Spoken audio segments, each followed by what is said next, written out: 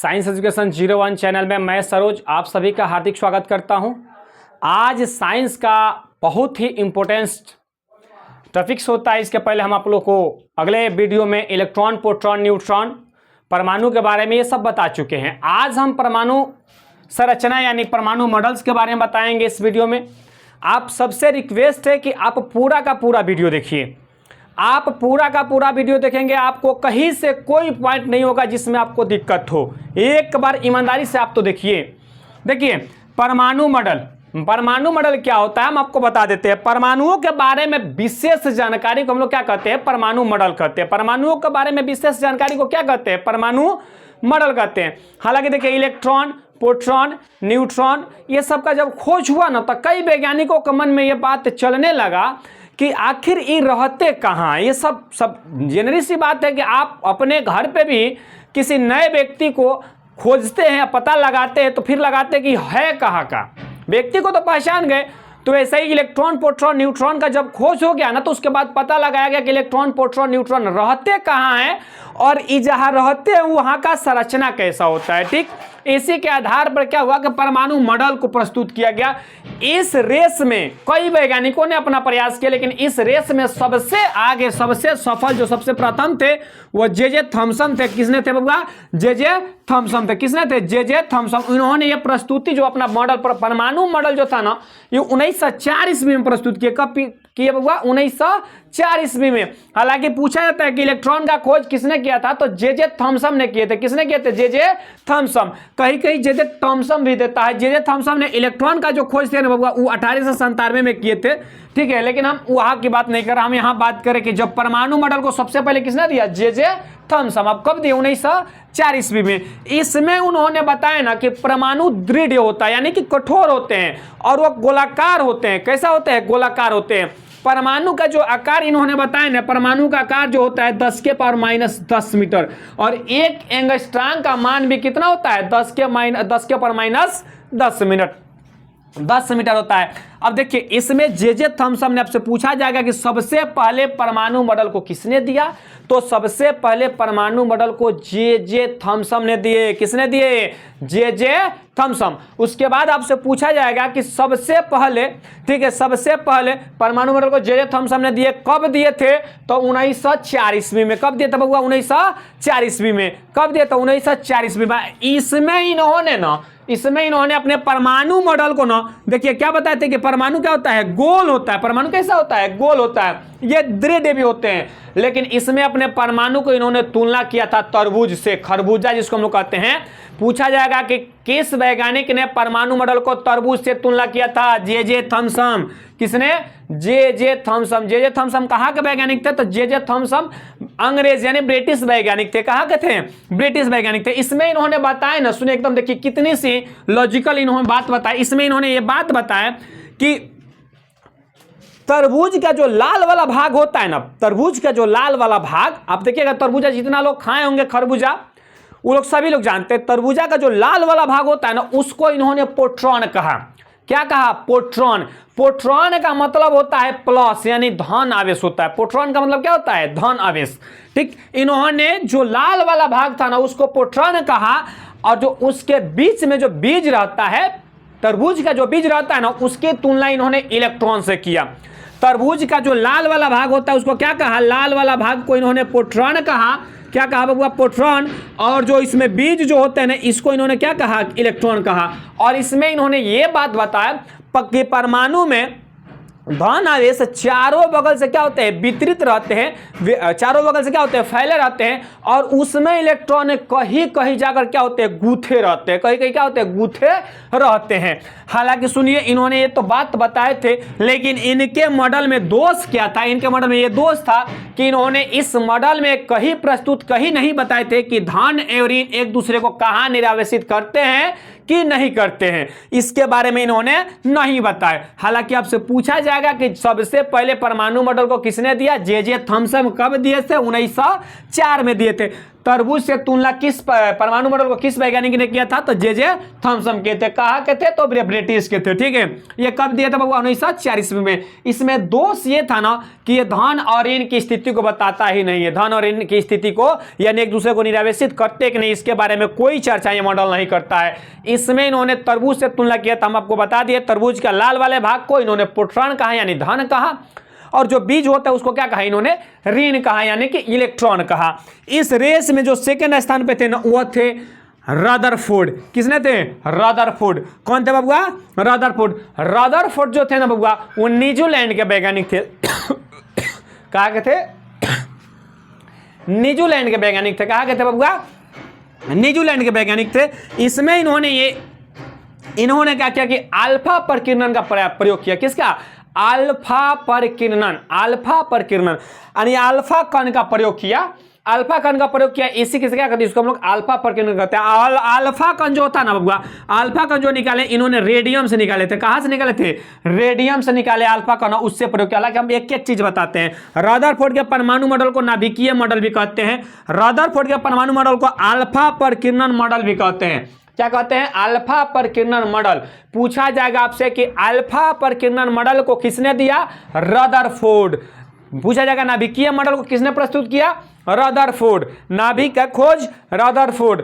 ये कब प्रकीर्णन हुआ था? वो ये कब दिए थे? 1911 में। कब दिए थे? 1911 में। कब दिए थे? 1911 में। इसमें इन्होंने क्या बात बताए थे? आइए हम आपको बताते हैं। इसमें इन्होंने क्या किया कि रेडियो एक्टिव पदार्थ यानी रेडियो सक्रियता पदार्थ को इन्होंने क्या किया यानी कि रेडियम से देखिए रेडियम से इन्होंने क्या किया कि अल्फा कण को निकाले। और आपको हम बता देते कि अल्फा कण जो होता है ना बबुआ वो पॉजिटिव होता है यानी धन आवेश वाला कण होता है। कैसा होता है? धन आवेश वाला कण होता है। इन्होंने क्या किया? रेडियो एक्टिव पदार्थ को सोने के एक पत्थर यानी सोना का सबसे पतला पत्थर इसलिए लिया गया। सोना का प्रयोग इसलिए किया गया कि सोने के पत्थर को पूरा यानी पीट कर चावला किया जा सकता है। सबसे ज्यादा तन्यता इसमें होता है, इसलिए सोने के एक पतले पत्थर को लिया गया और उसमें लेजर की सहायता ने कि अल्फा कण का प्रहार कराया गया। क्या किया गया बबुआ? अल्फा कण का प्रहार कराया गया यानी सोने के एक पतले चादर को लिया गया, सोने परमाणु को लिया गया था। इसमें अल्फा कण पर कौन सा आवेश होता है? धन आवेश होता है। अल्फा कण को क्या किया गया? प्रहार कराया गया। तो देखा गया क्या कि अधिकांश यानी कि अधिकांश भाग क्या होगा? सीधे के सीधे कण चले गए। ये जो होता है ना वो देखिए, ये जो पीछे जो था ना, ये पीछे एक फोटोग्राफी प्लेट रखा गया था जिसको सेंटिलेशन स्क्रीन भी बोलते हैं। ये जो बना होता है बबुआ ये जिंक सल्फाइड का बना होता है। क्या? जिंक सल्फाइड का। पूछ देगा आपसे कि फोटोग्राफी प्लेट यानी सेंटिलेशन क्या बोलता है स्क्रीन का प्रयोग क्यों किया जाता है? तो इसी पर ना जो कणवा जाएंगे उसकी चमक अंकित होगी। यहां से जो कणवा सीधे निकल जाएंगे उसके अंकित होने के लिए कोई ना कोई चीज चाहिए। तो यहाँ पे एक स्क्रीन लगाया गया है जिस पे जाकर कण सीधे जाएंगे, यहाँ पर क्या करेंगे? चमक उत्पन्न करेंगे। इसी के आधार पर हम देखेंगे कि कितना कण बाहर आया है, कितना कण नहीं आया है। यहां से अल्फा कण सीधे गए और समझ लीजिए कि इसमें ना 99% कण क्या हो गए? या तो इधर मुड़ गए, नहीं तो इधर मुड़ गए, नहीं तो सीधे पार कर गए। तो इससे ये पता लगा ना कि परमाणु का अधिकांश भाग क्या होता है? खाली होता है यानी खोखला होता है। क्या होता है? खोखला होता है। और जानते हैं 20,000 कण को, कितना को बबुआ? 20,000 कण को लगातार जब भेजा गया ना तो देखा गया अजीबोगरीबो। कुछ कण क्या हुए? मुड़ गए, कुछ कण इधर मुड़ गए, कुछ कण सीधे पार कर गए और एगो देखा गया 20,000 कण में से देखा गया कि एगो रिटर्न आ गया। तो इससे ये पता लगा कि ओ इसका मतलब कि इसके परमाणु के नाभिक में जो होता है ना, इसका मतलब यहाँ भी कौनो धन है, यह भी क्या है? यहाँ भी कौनो धन है। तो इसी प्रकार क्या हुआ? परमाणु के नाभिक का खोज हुआ। परमाणु का क्या, किसका खोज हुआ? नाभिक का खोज हुआ। यहाँ पे क्या प्राप्त हुआ? धन प्राप्त हुआ। क्या हुआ? यहाँ धन थे। तो इससे आपसे पूछा जाएगा कि परमाणु का नाभिक कैसा होता है? तो परमाणु का नाभिक जो होता है बबुआ वो ठोस होता है। कैसा होता है? ठोस होता है। परमाणु का अधिकांश भाग क्या होता है? खोखला होता है। परमाणु का अधिकांश भाग क्या होता है? खोखला होता है। परमाणु के सुन लीजिए, परमाणु का अधिकांश भाग क्या होता है? खोखला होता है। किसको दिक्कत? अधिक से अधिक कण क्या हुए? सीधे पार कर गए, अधिक से अधिक कण क्या हुए, सीधे पार कर गए। आपसे एक और क्वेश्चन पूछेगा कि यानी कि परमाणु का द्रव्यमान कहाँ आश्रित होते हैं, तो परमाणु का द्रव्यमान बबुआ परमाणु के नाभिक में आश्रित होते हैं। परमाणु के नाभिक में 99.99%, सुन लीजिए, परमाणु का द्रव्यमान जो होता है ना 99.99% ये आपका क्या होता है बबुआ, ये नाभिक में ही होते हैं। नाभिक में होते, कहाँ होते हैं, ये नाभिक में होते हैं। नाभिक में कुल द्रव्यमान स्थित रहता है। पूछेगा परमाणु का कुल द्रव्यमान कहाँ होते हैं, परमाणु के नाभिक में होते हैं। पूछा जाएगा कि अल्फा प्रकीर्णन का प्रयोग किसने कराया था, रदरफोर्ड। किसने, रदरफोर्ड। नाभिक का खोज, रदरफोर्ड। नाभिक होते हैं ठोस, नाभिक कैसे होते हैं, ठोस। नाभिक का अधिकांश भाग, परमाणु का अधिकांश भाग क्या होता है, खोखला होता है। क्या होता है, खोखला होता है। परमाणु के नाभिक में क्या पाए जाते हैं, न्यूट्रॉन और प्रोटॉन। क्या पाए जाते हैं, न्यूट्रॉन और प्रोटॉन। क्या पाए जाते हैं, न्यूट्रॉन और प्रोटॉन। क्या पाए जाते हैं बबुआ, न्यूट्रॉन और प्रोटॉन पाए जाते हैं। जबकि इसके बाद कक्षा में कौन चक्कर लगाता है, इलेक्ट्रॉन चक्कर लगाता है। अब इसके बाद हम आते हैं, आप लोग को ये जो नहीं समझ में आए होंगे या जो समझ में आए होंगे स्क्रीनशॉट लेना है तो ले लीजिए। इसके बाद हम आप लोग को बोर-बोयरी और मैक्सवेल का परमाणु मॉडल बताएंगे, जो है जिनको लेना है स्क्रीनशॉट ले लीजिए। ठीक,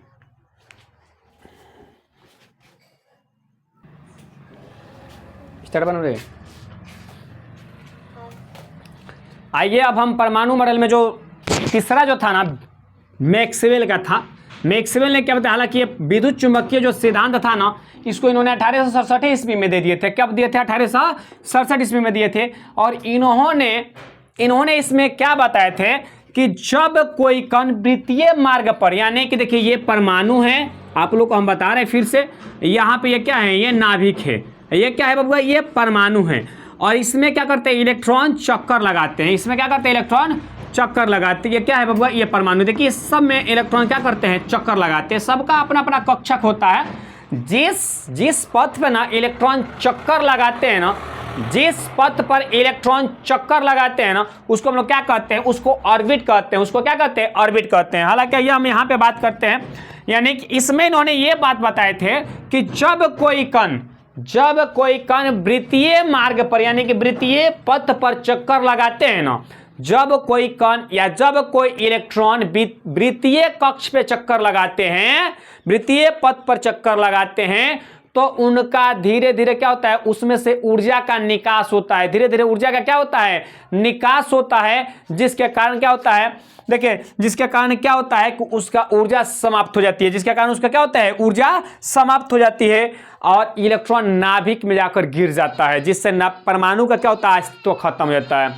फिर से हम आपको बताते हैं, इसमें इन्होंने क्या बताए थे कि जब कोई कण या जब कोई इलेक्ट्रॉन अपने वृत्तीय, सुन लीजिए, वृत्तीय कक्ष में चक्कर लगाता है ना, यानी कि जब कोई व्यक्ति अपने घरों में घूम रहा हो ना, यानी कि वृत्तीय कक्ष में चक्कर लगाते हैं, तो धीरे धीरे उनके ऊर्जा का क्या होता है, निकास होता है।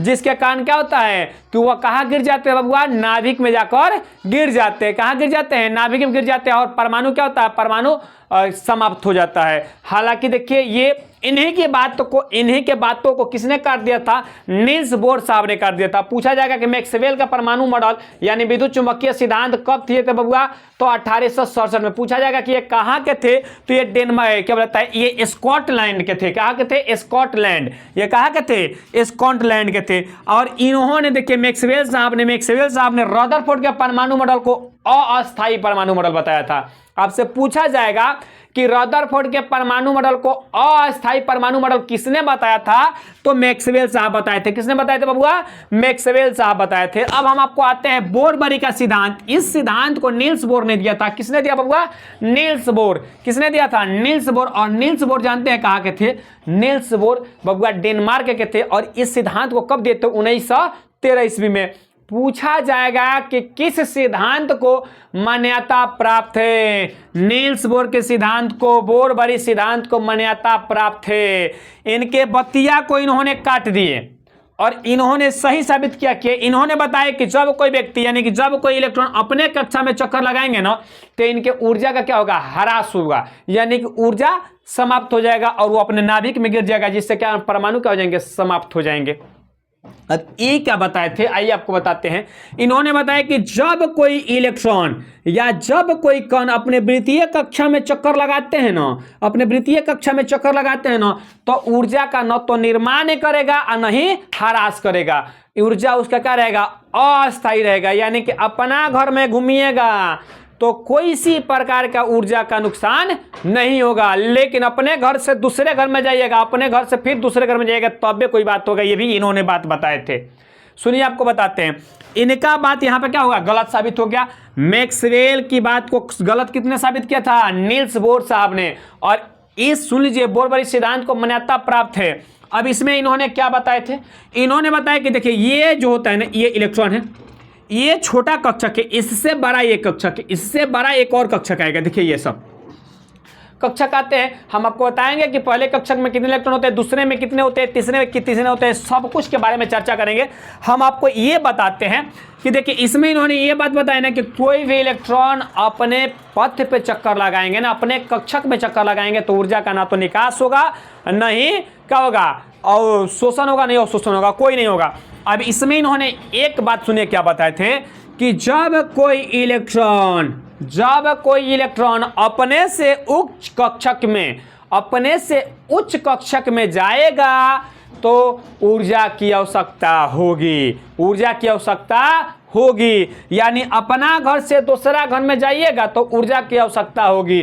कोई को हम अपने दोस्त लोगों को भी देखे हैं, कई लोगों को देखे हैं, कई लोग देखिएगा क्या करते हैं ना कि रुपया कहीं से कर्जा ले लेंगे, बड़ा बनने के लिए, अपने आप को बड़ा दिखाने के लिए रुपया क्या करते हैं, कर्जा ले लेते हैं।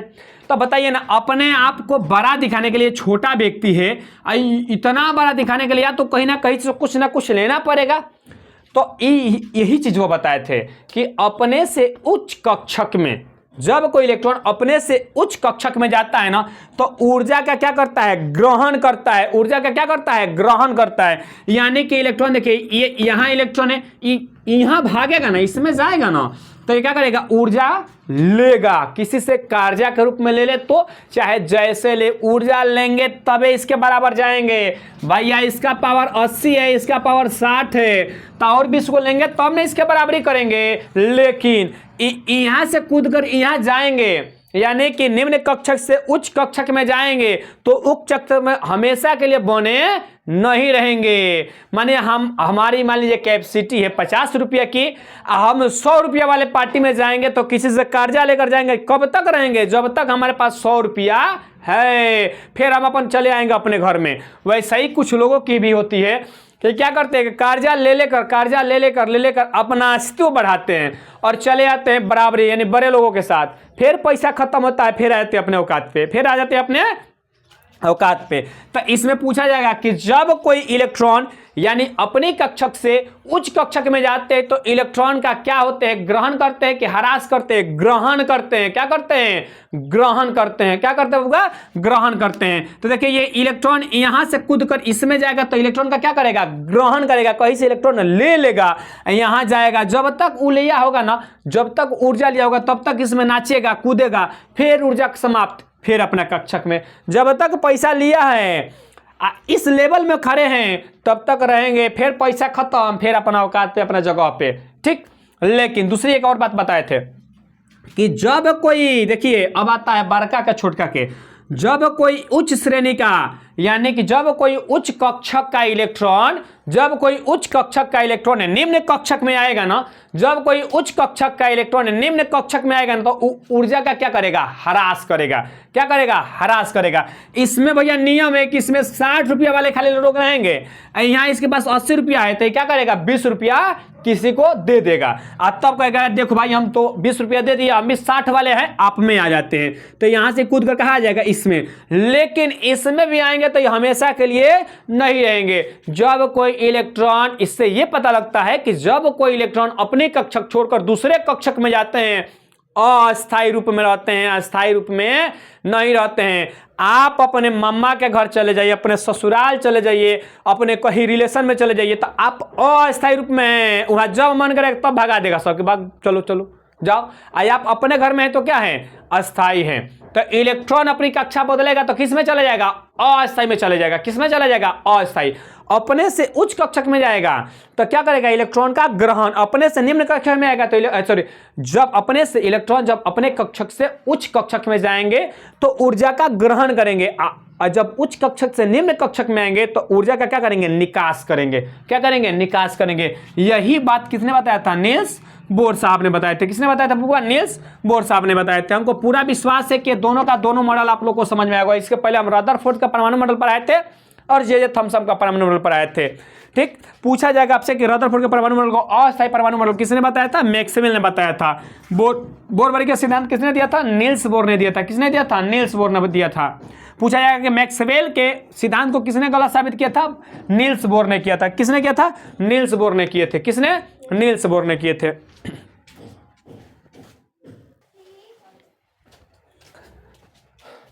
अगले वीडियो में हम आप लोग को इलेक्ट्रॉन, प्रोटॉन, न्यूट्रॉन के बारे में बता देते, लेकिन उसके द्रव्यमान और आवेश के बारे में नहीं बताए थे। तो हम बता देते हैं कि आवेश का जो मान था ना, सुन लीजिए, आवेश का बात, आवेश का खोज यानी आवेश का जो मान था ना, वह तेल बिंदु संरचना यानी तेल बिंदु विधि से ज्ञात किया गया था। किससे, तेल बिंदु विधि। किससे बबुआ, तेल बिंदु विधि से ज्ञात किया गया था। तेल बिंदु विधि से। इस विधि को किसने दिया था, मेलिकन ने दिया था। किसने दिया था, मेलिकन। किसने दिया था बबुआ, मेलिकन ने दिया था। इस विधि को किसने दिया था, मेलिकन ने दिया था। मेलिकन बबुआ कहाँ के थे, अमेरिकन वैज्ञानिक थे। कहाँ के थे, अमेरिकन वैज्ञानिक थे। इन्होंने आवेश का मान दिया 1.6 × 10⁻⁹ कूलम। 1.6 × 10⁻⁹ कूलम। अभी हम आप लोग को बता देते हैं कि इलेक्ट्रॉन पे क्या होता है, ऋण होता है यानी कि माइनस होते हैं। तो पूछा जाएगा कि इलेक्ट्रॉन का आवेश क्या होता है, तो -1.6 × 10⁻⁹ कूलम। प्रोटॉन्स का पूछा जाएगा कि द्रव्यमान सॉरी आवेश क्या होता है, तो +1.6 × 10⁻⁹ कूलम। और पूछा जाएगा न्यूट्रॉन का, तो यहाँ पर क्या होता है, आवेशहीन होते हैं, यहाँ पे क्या होते हैं, शून्य होता है इनका। लेकिन पूछा जाएगा कि इलेक्ट्रॉन पे कौन सा चार्ज बबुआ होता है, तो इलेक्ट्रॉन पे बबुआ नेगेटिव चार्ज होते हैं यानी कि माइनस चार्ज होते हैं। पूछा जाएगा प्रोटॉन पे, तो यहाँ पे प्लस होते हैं, यहाँ पे बबुआ शून्य होते हैं। क्या होते हैं, यहाँ कोई चार्ज नहीं होते हैं। क्या, कोई चार्ज नहीं होते हैं। आवेश का मान तेल बिंदु संरचना से यानी तेल बिंदु विधि से ज्ञात किया गया था। अब हम आते हैं इलेक्ट्रॉन का। सुनिए बबुआ, इलेक्ट्रॉन का जो सापेक्ष द्रव्यमान होता है वो 0.00054 यानी कि 0.00054 एटॉमिक मास यूनिट होता है। क्या होता है बबुआ, एटॉमिक मास यूनिट होता है। अब आपके दिमाग में क्वेश्चन बनता होगा कि एटॉमिक मास यूनिट होता क्या है, तो आप समझ लीजिए कि एटॉमिक मास यूनिट क्या होता है, यानी कि जब किसी कण के द्रव्यमान की तुलना कार्बन के 12वें भाग से किया जाता है ना, कार्बन के 12वें भाग से किया जाता है, और जो बचता है ना उसी को क्या कहते हैं, एटॉमिक मास यूनिट, परमाणु द्रव्यमान इकाई, परमाणु द्रव्यमान इकाई कहते हैं। जब किसी कण के द्रव्यमान को कार्बन के 12वें भाग से तुलना किया जाता है और जो बचता है उसको क्या कहते हैं, एटॉमिक मास यूनिट, परमाणु द्रव्यमान इकाई कहते हैं। तो पूछा जाएगा इलेक्ट्रॉन का एटॉमिक मास यूनिट कितना होता है बबुआ, तो ये 0.00054 एटॉमिक मास यूनिट होता है। निरपेक्ष द्रव्यमान जो पूछ दिया जाएगा तो ये होता है 9.1 यानी 9.1 × 10⁻31 kg।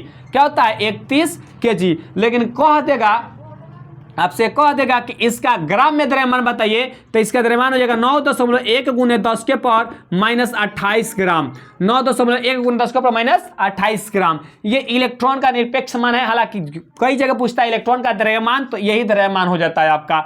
आगे देखिएगा, पूछा गया इलेक्ट्रॉन की त्रिज्या कितनी होती है, तो इलेक्ट्रॉन की त्रिज्या होती है 1.8 यानी कि 1.8 × 10⁻13 सेंटीमीटर। इलेक्ट्रॉन का त्रिज्या जो होता है बबुआ 1.8 × 10⁻13 सेंटीमीटर होता है। अब आते हैं हम प्रोटॉन्स की बात करते हैं, तो प्रोटॉन्स का जो होता है वो सापेक्ष द्रव्यमान होता है, वो होता है 1.0072 एटॉमिक मास यूनिट होता है।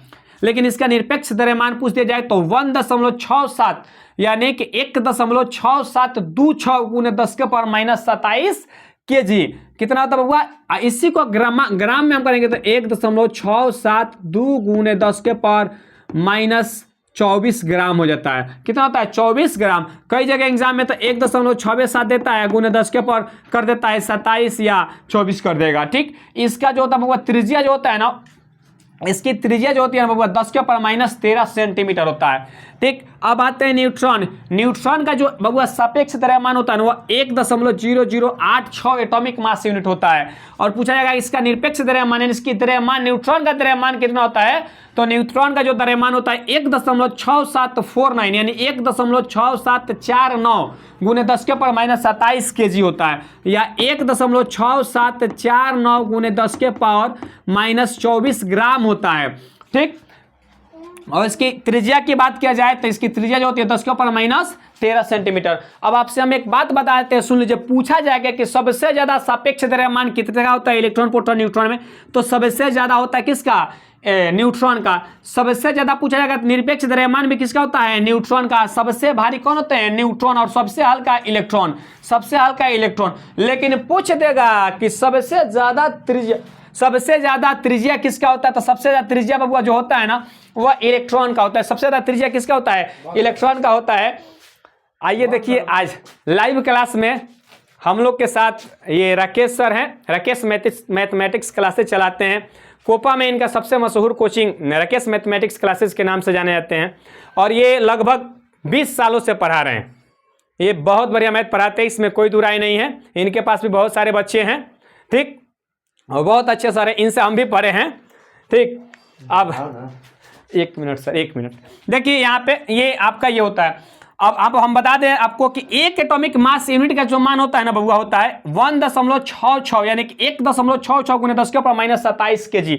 1.66 गुने 10 के ऊपर -27 kg। एक और आप लोग समझ लीजिए, एक और आपसे पूछा जाएगा कि इलेक्ट्रॉन का खोज जे थॉमसन, प्रोटॉन का खोज रदरफोर्ड या गोल्डस्टीन, और पूछा जाएगा न्यूट्रॉन का तो आपका जेम्स चैडविक। लेकिन पूछा जाएगा कि न्यूट्रिनो का बबुआ, तो न्यूट्रिनो का पाउली। आपको पूछा जाएगा किसने किया था बबुआ? न्यूट्रिनो का पाउली किए थे। किसने? पॉजिट्रॉन का एंडरसन। पॉजिट्रॉन का बबुआ एंडरसन। पॉजिट्रॉन का एंडरसन किसने बबुआ? एंडरसन। किसने? एंडरसन। मेसॉन का यूकावा। किसने? यूकावा। अगले वीडियो के साथ हम मिलते हैं, तब तक आप लोग से रिक्वेस्ट है कि आप लोग ज़्यादा से ज़्यादा वीडियो को देखिए, शेयर कीजिए और लाइक कीजिए। आपसे जाते जाते एक क्वेश्चन दे देंगे। एक क्वेश्चन दे देते कि अल्फा और बीटा कण को सबसे पहले रदरफोर्ड ने कब पहचाने थे? सबसे पहले इसके बारे में सबसे पहले रदरफोर्ड कब ज्ञान ग्रहण किए थे, यानी सबसे पहले कब पहचाने थे अल्फा कण और बीटा कण को? जो व्यक्ति बताएंगे उनको प्रथम पुरस्कार दिया जाएगा।